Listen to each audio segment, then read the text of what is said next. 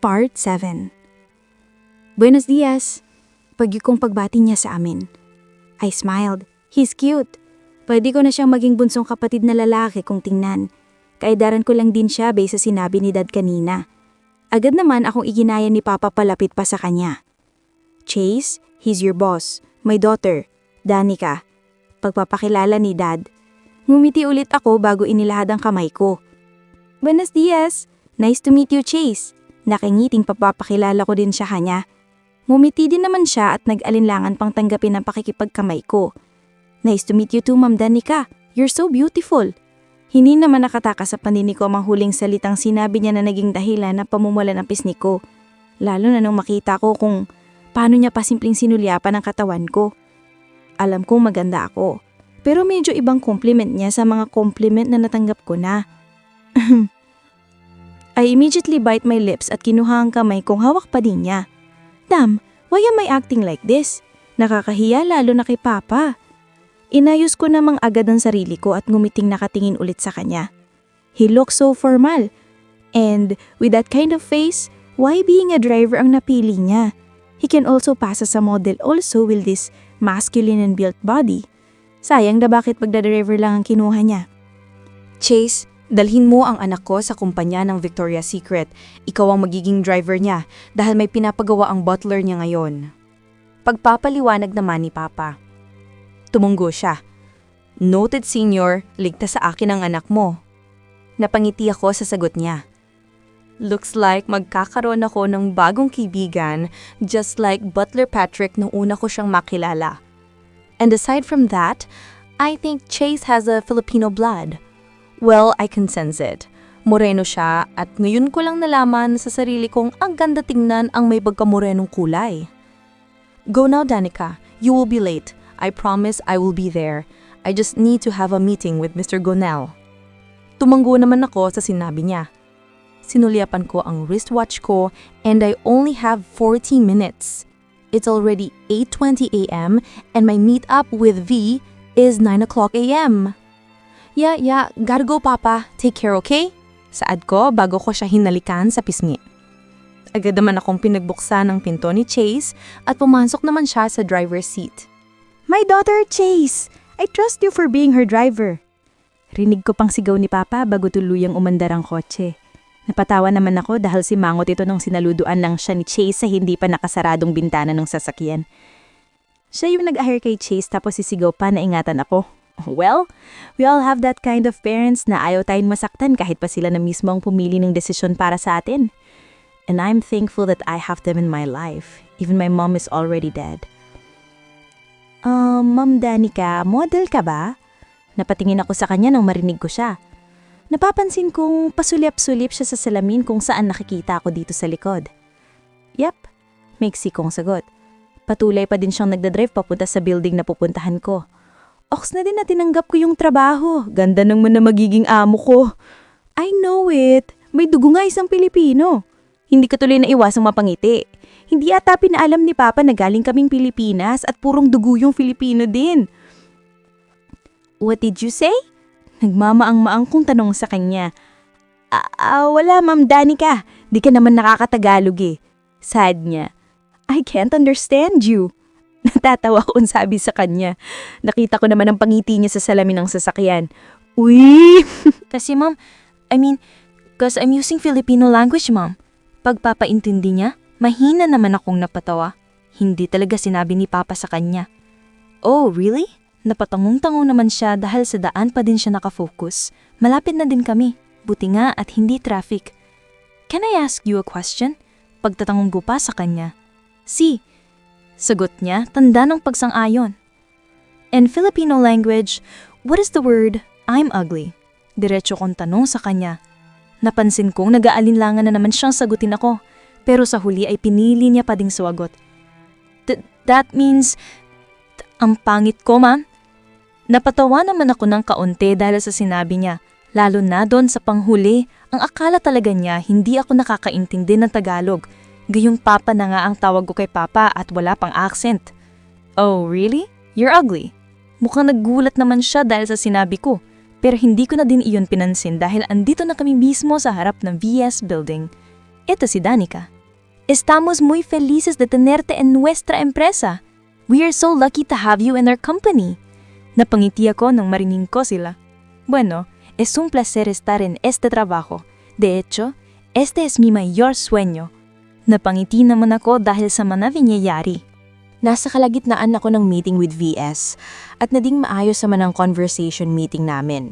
Nag-uusap kami sa Spanish language dahil hindi niya daw ganun kagamay ang English at pagtatagalog, and I'm so thankful that I know how to speak Spanish. Entonces, empezarás mañana. Kaya magsisimula ka bukas. Tumango ako. Sí, no te preocupes, no te defraudaré ni a ti ni a mí mismo. Oo, wag kang mag-ala, hindi kita pababayaan at ang sarili ko. Pagsisigurado ko pa sa kanya. Since our conversation starts, malakas na ang radar ko na hindi ako mapapatalsag agad sa kumpanyang na ito. Well, they all look at me with awe nung unang pagpasok ko sa kumpanya nila. At gagawin ko ang lahat para lang mapunan ang malaking pangarap ko ngayon. Napatanggo-tanggo naman siya. Si Choi está embarazada.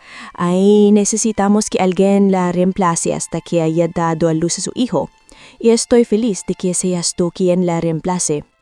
Yeah, Joy is pregnant and we need someone to replace her position until he had birth to her child. And I'm happy that you're the one who replaced her. Tuloy-tuloy niyang saad. Well, that's a one wrong move for you, Joy. Because I'll make sure that I'm going to be the rank-on model and I'm going to take your position. Not permanently, but forever. Napangiti ako. Oras ko na ngayon para sumikat, Joy. Maging masaya ka sa aking devil ex-husband. Entonces isivuelve la alegría, mi voy a ir? Bigla namang napasok sa isip ko yun. There's a possibility na hindi ko tuluyang makuha ang posisyon niya lalo na kung malakas ang kapit niya sa head at sa ibang kasamahan. Favoritism. Agad siyang sumagot. No, sila alegría, vuelto. Podemos colocarte en nuestros modelos de clasificación, ya que puedo sentir tu fuerte atractivo. Nako, hindi. Kung bumalik si Joy, maaari ka naming ilagay sa aming mga modelo sa pagraranggo dahil nararamdaman ko ang iyong malakas na apela. Napangiti na lang ako sa sinabi niya. Well, I'm not gonna let it happen.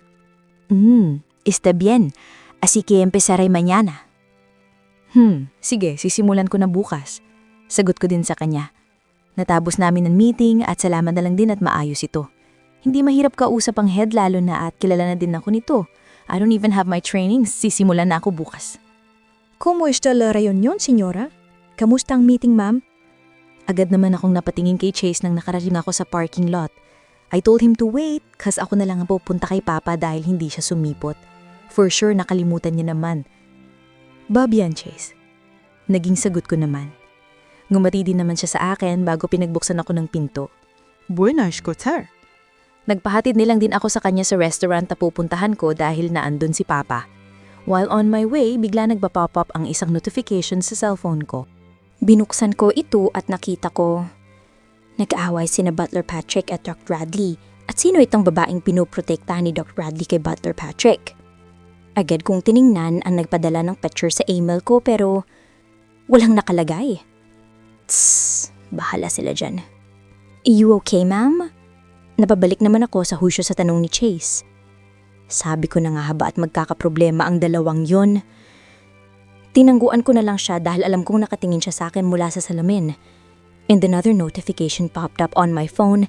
I immediately opened it because I know about naman ito kina Butler Patrick, but actually I'm wrong. It's a picture of Joy and my ex-husband Clark sa isang room, probably hospital. They look so happy while Clark is holding her tummy. May kalakihan na iyon. Sino itong nagpadala nito? Biglang tumibok ang puso ko at sobrang sakit. You okay, ma'am? Bigla ko namang naibaba ang phone ko sa biglaang pagtatanong ni Chase. Ganun na ba ako ka-affected sa picture na yun? Baliw. Tumango ako. Yeah, I'm okay. Pangungumbinsi ko sa kanya. Weird. Hinayaan ko na lang din ang mga picture na natanggap ko sa email ko kanina. Nakaramdam ako ng sakit but I can't understand kung saan galing or kung paano ko iyon naramdaman. Is it because of that picture? Hindi ko na siya mahal and maybe I felt hurt cause I want a baby and a family too. Isang pamilya, ngunit hindi sa isang lalaking tulad niya. Napatingin naman ako kay Chase na seryosong nagmamaneho. Chase, pagtawa ko lang atensyon sa kanya. Bahagya naman siyang napalingon sa akin. Yes ma'am, need something? Napaayos naman ako ng upo. Sa totoo lang, hindi ko alam kung ba't ko na lang siyang biglang tinawag. How did you and my father meet? Napatanggo-tanggo naman siya. Aksidente lang, Mayam. Muntik na akong mabangga ng tatay mo sa kotse niya, but gladly he stopped it before it hit me. Gulat naman ako sa sinabi niya. Kahit kailan talaga si Papa may pagka-disgrasyado din. Kasalanan ko rin po, Mama, at inalok muna ako ng pera pero tumanggi ako. Sa bagay, hindi man lang niya ako tinamaan kahit saang parte ng katawan ko. At saka, binigay sa akin ng tatay mo ang calling card niya at inalok ako na maging personal driver mo. Si Butler kasi may pinagkakaabalahan. Mahabang dugtong niya. Napatanggong-tanggo naman ako. Do you have a girlfriend or family? Napansin ko naman ang munti niyang tawa sa naging tanong ko. Wala namang nakakatawa dun. I just want to know. I don't have both, ma'am. Na baka sa pagsagot niya ang tuwa. Pero, pwede ka ng girlfriend ko. Napangiti ako sa sinabi niya. Are you laughing? Nakataas kong kilay na tanong. I'm not, ma'am. Why would I? Sinungaling. I thought you're laughing. I just want to know you more cause what if you're a bad person? Naitago ko naman ang pagngiti ko dahil sa nakita ko ang pagbagsak na mukha niya. Grabe ko naman sa akin, ma'am. Sa gwapo hunto. Pagmamaktol niya. Anong sabi mo? Pagmamaang-maangan ko. Sorry, ma'am, pero hindi ako masamang tao. Pagtatama niya. Napangiti naman ako. He seems fun. Talaga? Tapos, paano mo mapapatunayan? Tanong ko. Jawain mo ako, ma'am. Walang pag-aanin lang ang sagot niya kasunod ng malakas niyang halakhak. Akala niya naman siguro hindi ko siya naiintindihan. Baliw! Huh? Kunwaring pagtataka kong tanong sa kanya. Ma'am, let me show you that I'm not a bad person. Gagawin mo pa talaga akong engot. Oh, is that what you mean by jawain mo ako, ma'am? Nilagyan ko ng konting slang ang pagsasalita ko para hindi niya ako mahalata. Patuloy pa din siya sa pagmamuniho. Tatango-tango niyang saad. Akala ko naman jojowain taligakit ng biglang napasubsob ako sa harapan dahil sa biglaang pagbreno niyang sasakyan. OMG! Agad kong saad dahil sa pagkabigla. Oh, shocks! Rinig kong saad naman ng isa, tsaka ako dali-daling inalayan sa pagkasubsob. I'm sorry, ma'am. Hinging paumanin niya. Nang makaayos na ako ng upo ay bumalik na din siya sa harapan at nakatulalang nakatingin sa harapan ng kalsadang pinaghintuan na nga namin. Nilingon ko naman ang labas at mabuti naman at walang traffic at walang madaming sasakyan, kundi makakaabala talaga itong taong to. Ma'am? Napataas naman ng isang kilay ko sa biglang pagtawag niya. Hindi pa ba siya magmamaneho? Dad is waiting. What? Pasingal kong saad para may pakitang hindi ko nagustuhan ng ginawa niya. Pero sa loob-loob ko ay matatawanan ako dahil sa pagkakaputla ng mukha niya. Wrong timing ata ang pagtatagalog ko. I heard it right? Nagtagalog ka po? Nauutal niyang tanong kasabay ng paglingon niya sa akin mula sa pagkakaupo sa harapan. I'm a pure Filipino, Mr. Cheese. Naiintindihan kita, Ginoo. Sabay kindat na sa kanya ng ikinauwang ng bibig niya kasabay ng pagpikit-pikit ng mata niya. At doon ko na pinangkawalan ang malaanghel kong halakhak. Pero dapat 3 lang. Tumigil ka sa pagtatawa. Napatigil naman ako mula sa malakas na pagkakatawa nang marinig ko ang paggalit niyang boses pero nakabusangot ang mukha nito. Oops, I'm sorry. Hinging paumanhin ko with tapik-tapik ng dibdib ko dahil sa nawawala na ata ako ng hininga. Huwag mong tapigin ng dibdib mo, wala kang dibdib? Ano daw? Masama ko naman siyang tiningnan. Excuse me? Putol ko sa sasabihin ko sabay angat ng dibdib ko dahilan ng mapinako ang tingin niya dito. May dibdib ako, see? Pagmamalaking sabi ko. Nagmumukha akong A1 pero ako ang amo niya at hindi ako flat. Hindi ko na lang mapigilan tumawa. Agad niya namang ibinalik ang tingin niya sa akin nang bahagya akong tumikhim ng mapatagalang titig niya doon. Nayayas ko ang sarili ko. Eto na naman, he have that oh so damn killer look. Hindi mo naman sinabi sa akin yung papa mo na pareho kayong Pilipino. Napakadakbabi naman ako. It's not our fault and it doesn't matter. Nananatili pa din siya nakatingin sa akin. I want to laugh halatang hinaalala niya yung mga sinasabi niya kanina. Huwag ka mag-alala, hindi kita type. Kung may balak ka mang jawain ako. Pabiro kong saad na agad niya ang ipinihit sa harapan. Nagsimula na naman akong tumawa. Nakikita ko ang tingnan niyang bahagyang numumula at hindi din nakaligtas sa akin ang pagmumula ng nga pisngi niya. Huwag kang tumawa, mamahalikan kita. Ikang ibigla ko ng mga kanyang sinabi. Magmaneho ka na, kanina pa tayo nakastop, naghihintay sa si Papa. Agad kong sabi para baliwalain ang narinig mula sa kanya. Naramdaman ko naman ang paggalaw niya sa kinaupuan niya, tsaka ang pagtikhim niya. I don't know why but I have this feeling na gagawin niya ang mga sinasabi niya. Nagsimula na siyang magmaneho at walang namagitang ingay sa aming dalawa. Simula nang mangyari iyon kahapon ay bihira niya na lamang akong tingnan sa sumunod na mga oras. When Papa asked me why Chase is acting like that, I just shrugged. I also asked him why hindi niya sinabi na Filipino din kami like Chase, then he said the same thing, it doesn't matter, naman daw. At ngayon ko lang din nalaman na sa bahay pala tutuloy si Chase hanggang sa nagtatrabaho siya sa amin. It's like stay in. Kinabukasan, it's 6:30 in the morning at nagbe-breakfast na agad ako. Well, it's my big day. Ngayon na ang start ko sa modeling and I can't explain my emotions right now. Nauna na si Papa dahil maaga pa din siya sa business niya. I'm with Chase na nung una pa palang magising sa akin at ngayon ay nakaupo sa sala at tahimik lang dalang seryoso at nakakanood niyang mukha. Nagkibit balikat naman ako at ipilang patuloy ang pagkain. Pagkatapos kong kumain ay agad ako nagsisipilyo at dali-daling pumunta sa harapan ng salamin na nakalagay sa sala, kung saan sa bandang unahan lang ni Chase kung kaya't kitang-kita ko siya mayon mula sa salamin. And he's actually looking at me. Itinuon ko ang tingin ko sa sarili ko. I put some powder on my face and red lipstick on my lips. When suddenly, naramdaman kong bumaba ang zipper ng damit ko sa likod. I'm wearing a simple red tube na sa likod ng zipper hanggang kalahating hita ko lang din ito at kung titingnan sa harapan ay masasabi kong pwede na akong pagsamantalahan. Well, I don't know why but nagbago at ang pananamit ko after my operation. Bagay din naman sa akin and Spain is not like sa Philippines. Walang mga-addict na nakatambay sa gilid-gilid na nang babastos. I tried to reach the zipper but hindi naabot ng kamay ko. Bumalik ang tingin ko sa salamin and I notice Chase is looking permanently at my back. Nampairap naman ako. Chase, can you help me with this? Nakita ko naman ang pagbalik ng tingin niya sa akin. Napaubo pa siya bago tuluyang tumayo at pumuesto sa likuran ko. Okay, hinawi ko ang buhok ko sa kabilang gilid ng leeg ko, reason to expose my neck. I turned back my gaze to the mirror and ang malalim na tingin ni Chase sa leeg ko ang sumalubong sa akin. I can't reach it. Naramdaman ko ang paghaplos ng palad niya sa likod ko dahilan upang mapatigla ako. Aalisin ko na sana ang kamay niya dahil naiilang ako. When suddenly my phone rang. Inabot ko ito mula sa pouch ko. It's Dr. Radley. Hello? Buenos dias, Doc. Masigla kong saad. Buenos dias, Miss Danica. How's your feeling? Napangiti naman ako sa tanong niya. I'm feeling better, Doc, and I always take my medicine. This past few days ay mas nagiging okay ang pakiramdam ko. Good. First day mo ngayon sa modeling, right? Alam din niya.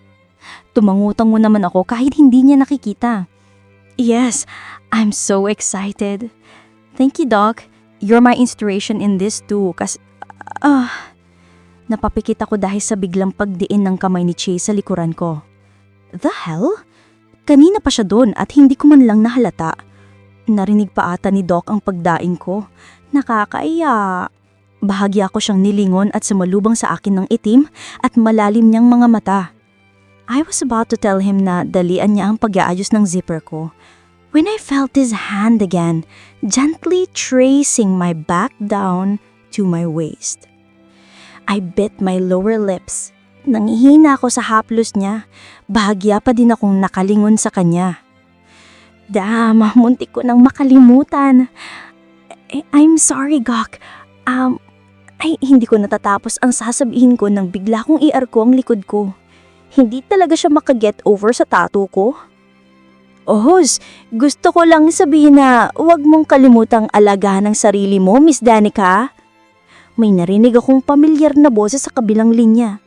Sa tingin ko ay boses ni Butler Patrick. Pero what the heck? Parang umuungol siya? Noted, Doc. Binaba niya na din kaagad ang tawag dahil mukhang nagmamadali din siya. Now, let's handle this guy on my back that's still tracing my tattoo. Humarap ulit ako sa salamin. I was 20 years old when I decided to have that rose tattoo on my back. You're the first person who saw it. Kahit si Papa at si Clark ay hindi alam na may tattoo ako. Kahit na nagtutubak ko at na-expose ang likod ko, ay hindi pa din ito nakikita dahil natatakpan ito ng mahaba at makapal kong buhok. Mula sa salamin ay nakita ko ang pag-aaliwalas ng mata niya. I am? I nodded.